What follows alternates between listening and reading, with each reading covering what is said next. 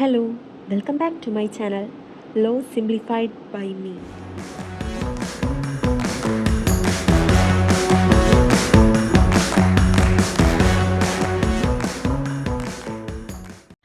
In this video, we will discuss about the judicial dissent, and contents of this video are meaning, importance and landmark cases in India and USA. Judicial decent എന്ന് പറയുന്നത് ഒരു descending ഒപ്പീനിയനാണ്. ഒരു ബെഞ്ചിലെ majority judges ഒരു view പറയുമ്പോൾ അതിൽ നിന്നും വ്യത്യസ്തമായി എന്തെങ്കിലും ഡിസഗ്രിമെൻ്റ് ഉണ്ടെങ്കിൽ അതിന് ഡിസെൻഡിങ് ഒപ്പീനിയൻ എന്ന് പറയും. മെജോറിറ്റി ജഡ്ജ്മെൻ്റ് ആയിരിക്കും മേജർ ജഡ്ജ്മെൻറ്റ്, അതിൻ്റെ ജഡ്ജ്മെൻറ്റ്. ഈ ഡിസെൻഡിങ് ഒപ്പീനിയൻ ഫ്യൂച്ചറിൽ എങ്ങാനും ആവശ്യം വരുമ്പോൾ മാത്രമാണ് എടുക്കുള്ളൂ. അല്ലെങ്കിൽ അത് ഡിസെൻഡിങ് ഒപ്പീനിയൻ, ഒരു ഡിസഗ്രിമെൻ്റ് ഒപ്പീനിയൻ മാത്രമായിട്ട് കൂട്ടും. മെജോറിറ്റി വ്യൂ മാത്രം നോക്കിയാൽ പോരെ, എന്തിനാണ് ഈ ഡിസെൻഡിങ് ഒപ്പീനിയൻ എടുക്കുന്നത്? അപ്പോൾ ഇതിൻ്റെ ഇമ്പോർട്ടൻസ് നോക്കാം. Importance of decent promotes judicial independence. ഒരു മെജോറിറ്റി വ്യൂ മാത്രം നോക്കുമ്പോൾ എന്തെങ്കിലും ഡിസഗ്രിമെൻ്റ് ആയിട്ട് ഒരു ഒപ്പീനിയൻ വരുമ്പോൾ അത് എടുത്തില്ല എന്നുണ്ടെങ്കിൽ അത് ജുഡീഷ്യൽ ഇൻഡിപെൻഡൻസിനെ ബാധിക്കും. സോ ഇങ്ങനെ ഒരു ഡിസെൻറ്റ് ഒപ്പീനിയൻ ഉള്ളതുകൊണ്ട് അത് ജുഡീഷ്യൽ ഇൻഡിപെൻഡൻസിനെ പ്രൊമോട്ട് ചെയ്യുന്നു. And it provides alternative reasoning. ഒരു ജഡ്ജിൻ്റെ വ്യൂ ആയിരിക്കില്ല മറ്റേ ജഡ്ജസിനുള്ളത്. So the reasoning and the opinion was different for different judges. It influences future law. ഇന്നത്തെ സോഷ്യൽ കണ്ടീഷനും ഇനി വരാൻ പോകുന്ന സോഷ്യൽ കണ്ടീഷനും വ്യത്യസ്തമായിരിക്കും. അപ്പോൾ ഇന്നത്തെ ഒരു കണ്ടീഷനിൽ ഒരു ജഡ്ജ് ഡിസെൻറ്റ് ഒപ്പീനിയൻ പറഞ്ഞിട്ടുണ്ടെങ്കിൽ അത് ഫ്യൂച്ചറിൽ ഹെൽപ്ഫുള്ളായിരിക്കും. So it influences future law and it protects constitutional values also. പലതരത്തിലുള്ള ബെഞ്ച് കോടതിയിലുണ്ട്. ഒരു ജഡ്ജ്മെൻറ്റ് പറയുമ്പോൾ അത് സിംഗിൾ ബെഞ്ചായിരിക്കും, ചിലപ്പോൾ ഡിവിഷണൽ ബെഞ്ചായിരിക്കും, അല്ലെങ്കിൽ കോൺസ്റ്റിറ്റ്യൂഷണൽ ബെഞ്ചായിരിക്കും. സിംഗിൾ ബെഞ്ച് എന്ന് പറയുമ്പോൾ ഒരു ജഡ്ജ് മാത്രമേ ഉണ്ടാവുള്ളൂ. ഡിവിഷൻ ബെഞ്ച് എന്ന് പറയുമ്പോൾ രണ്ടോ അതിൽ കൂടുതലോ ഉണ്ടാവും. അപ്പോൾ ഒരു ഡിവിഷൻ ബെഞ്ചിലെ 3 ജഡ്ജസിന് ഒരു വ്യൂവും ഒരു ജഡ്ജിന് വേറെ വ്യൂവും ആണെങ്കിൽ മെജോറിറ്റി വ്യൂ ആയിരിക്കും ബൈൻഡിങ് ആയിട്ട് എടുക്കുക.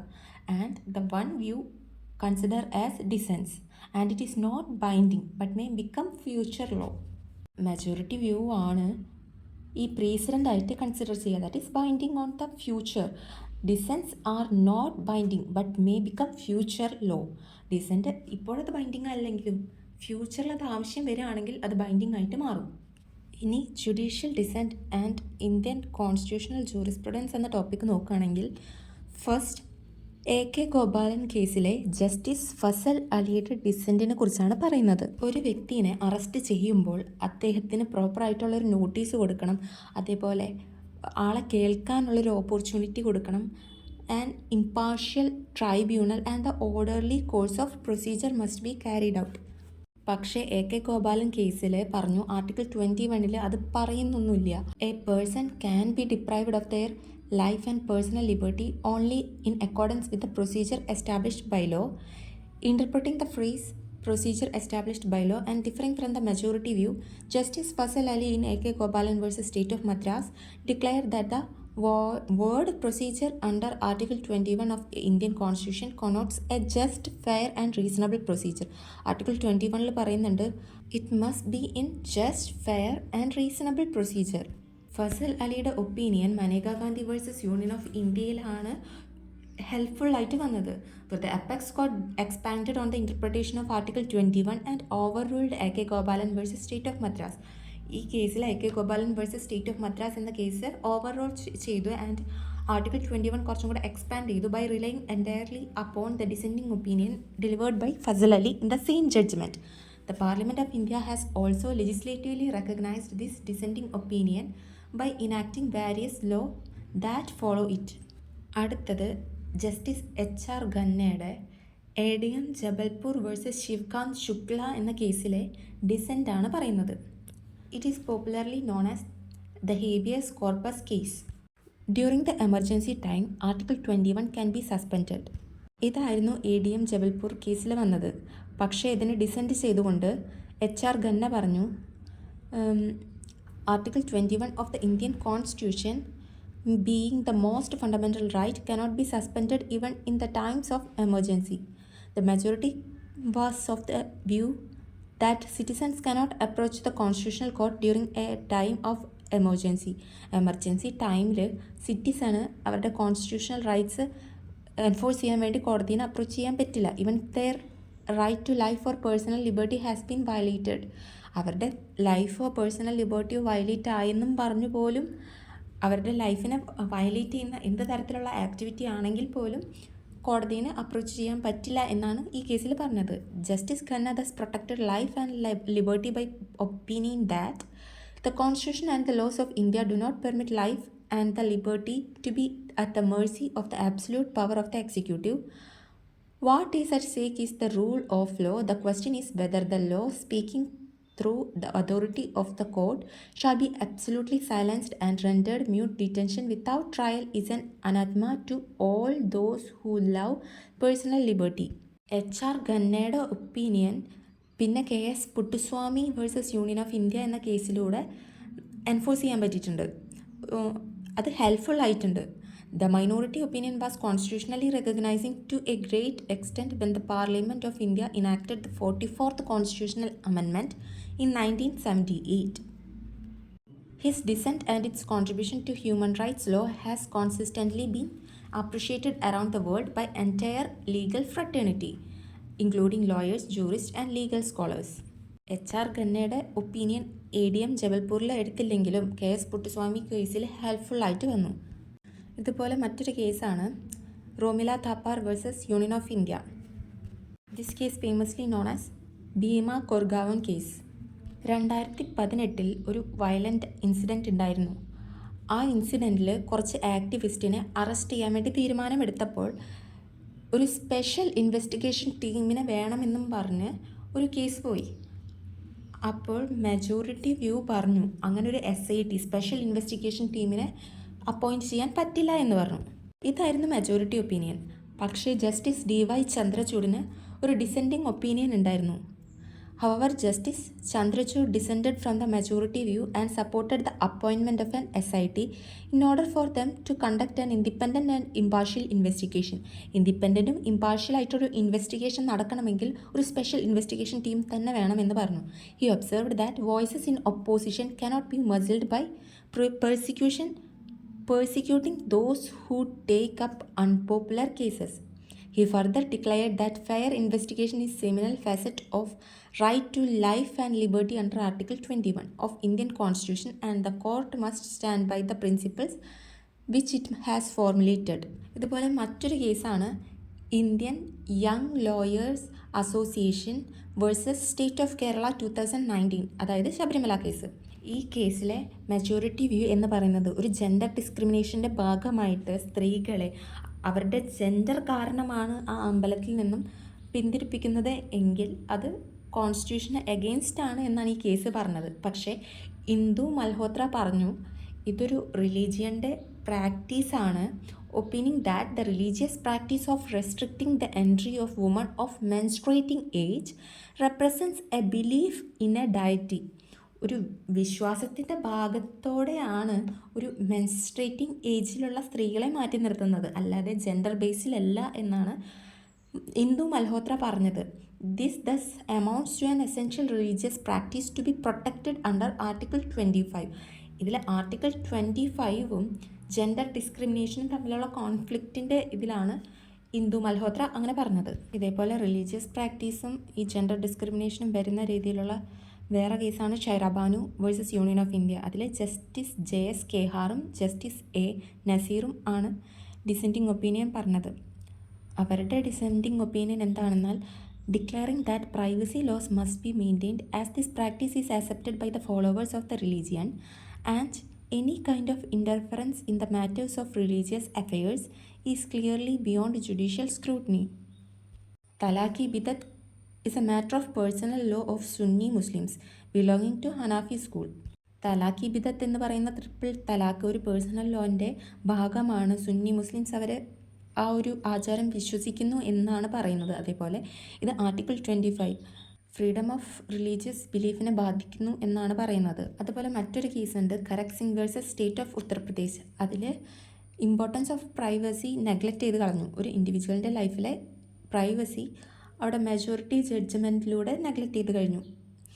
അതിനുശേഷം KS Puttaswamy versus Union of ഇന്ത്യയിലാണ് ആർട്ടിക്കിൾ 21 ബ്രോഡ് ആക്കിയിട്ട് റൈറ്റ് ടു പ്രൈവസി കൂടെ ആഡ് ആക്കിയത്. Puttaswamy case is also known as Aadhaar case. ഈ ആധാർ എടുക്കുന്ന സമയത്ത് ഒരു യുണീക്ക് ഐഡൻറ്റിഫിക്കേഷൻ നമ്പർ തരും. അത് നമ്മുടെ ഐറിസ് റെക്കഗ്നീഷൻ, അതേപോലെ ഫേസ് റെക്കഗ്നീഷൻ, ഫിംഗർ പ്രിൻറ്റ് ഇതൊക്കെ link ചെയ്തിട്ടാണുള്ളത്.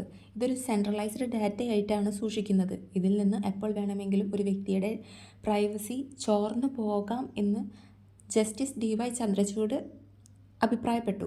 Justice DY Chandrachud disagreed with the majority view, observing rather remarkably that the Aadhaar program suffers from constitutional infirmities and that the Aadhaar Act is unconstitutional in toto.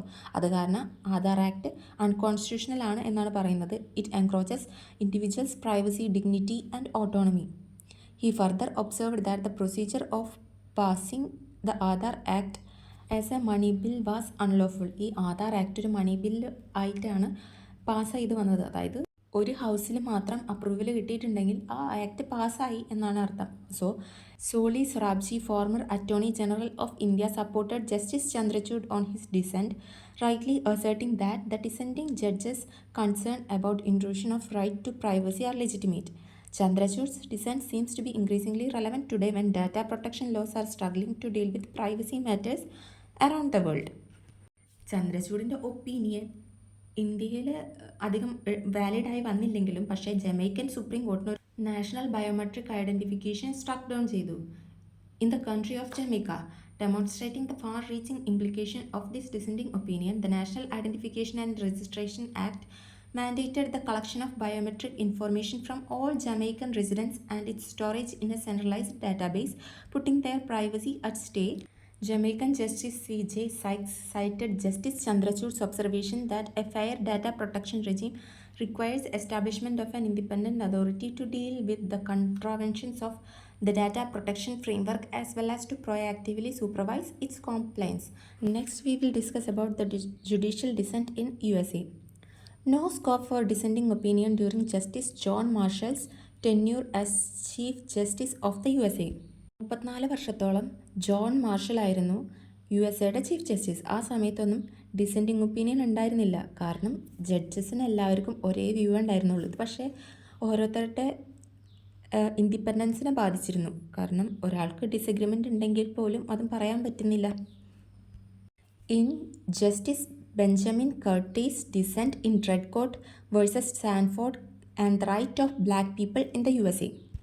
ഡ്രെഡ്കോട്ട് versus Sandford എന്ന case, ഇതിൽ African ഡിസെൻസിന് citizenship USA കൊടുക്കുന്നുണ്ടായിരുന്നില്ല.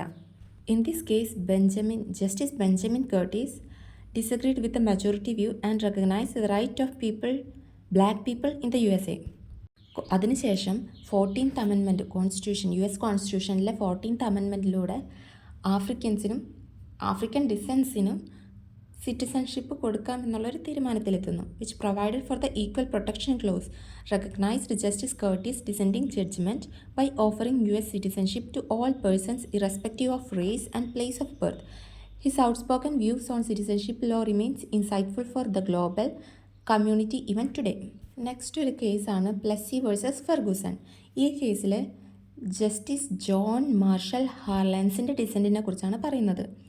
എന്താണ് Plessis versus Ferguson case? ഇതിലൊരു racial സെഗ്രിഗേഷൻ്റെ കാര്യമാണ് പറയുന്നത്. ബ്ലാക്കിനും വൈറ്റിനും separate accommodation ആണ് കൊടുക്കുക. അതേപോലെ റെയിൽവേയിൽ ഡിഫറെൻറ്റ് കോച്ച് കൊടുക്കുക. ഇതൊക്കെയാണ് ഈ കേസിൽ വന്നത്. The majority judgment upheld the validity of racial segregation and directed the railway department to provide equal but separate accommodation. രണ്ട് കോച്ചിലും ഒരേ തരത്തിലുള്ള ഫെസിലിറ്റീസ് ആയിരിക്കും ഉണ്ടാവുക. പക്ഷേ വൈറ്റ്സിന് ഒരു കോച്ചും ബ്ലാക്സിന് വേറൊരു കോച്ചും കൊടുക്കുന്നു. Equal but separate accommodation for white and black people. The majority further observed that equal but separate doctrine did not violate the 14th Amendment of the US Constitution. US കോൺസ്റ്റിറ്റ്യൂഷൻ്റെ 14th amendment ഈ ജഡ്ജ്മെൻറ്റിനെ violate ചെയ്യുന്നില്ല. While disagreeing with the majority view, Harlan, also known as the Great Dissenter, stated that our constitution is color blind. നമ്മുടെ constitution ഒരു colour blind ആണ്. And neither knows nor tolerate classes among citizens in respect of civil rights. All citizens are equal before law എന്നാണ് Harlan പറഞ്ഞത്.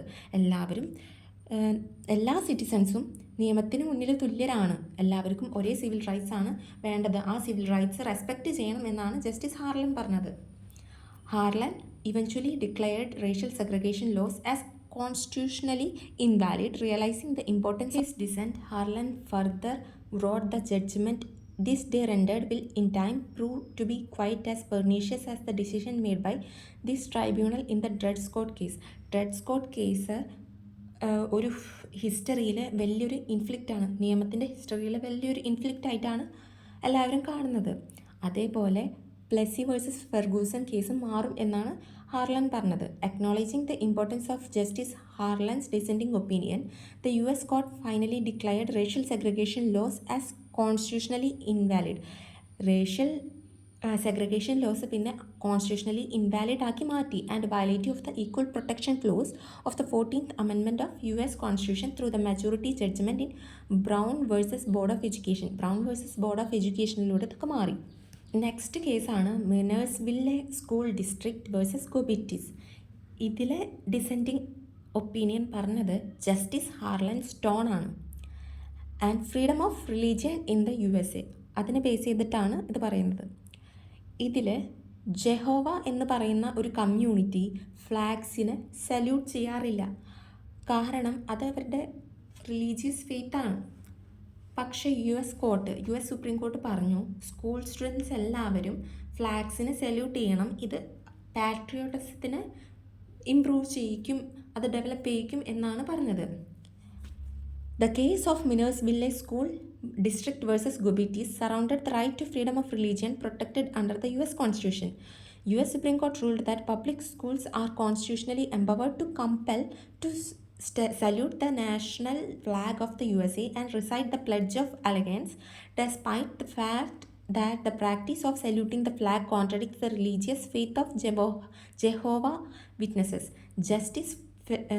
Justice Felix Frank further wrote the majority judgment, holding that the national cohesion is inferior to none in hierarchy of legal values.